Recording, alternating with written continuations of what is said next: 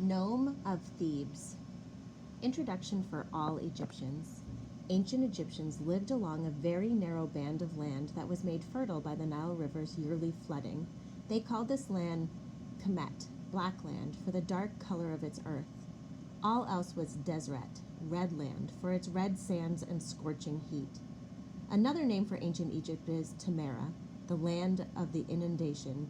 Inundation means another word for the flooding of the Nile River. Missing an R.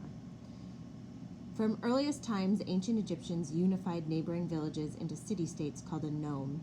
Each nome had its own government, capital city, protective god or gods, temple, carefully marked boundaries, records on the amount of farmland and canals, and a standard, a portable sign or flag.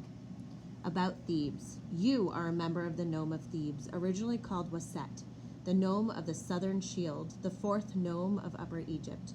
Its capital city was Waset, better known by its Greek name of Thebes, a name given to the entire nome. According to the hymn of Ammon, Thebes had come into being before all others. Thebians were the first people, those who had begun all the other cities.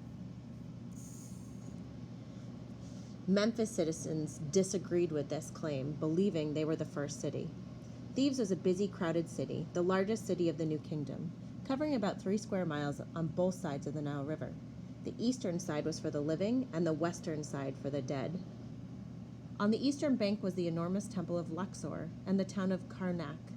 On the western side was the Valley of the Kings, where the majority of the royal tombs were situated, the Valley of the Queens, where the wives of pharaohs were buried, and the Colossi of Menon are two massive stone statues of the pharaoh Amenhotep III.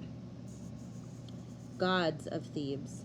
Thebes had a triad of gods consisting of Amun, the goddess Mut, and their son Khons. Amun's animal manifestations were the Nile goose, the ram, and sometimes the snake. He was also considered the hidden one, a god of the wind, the breath of life for everyone.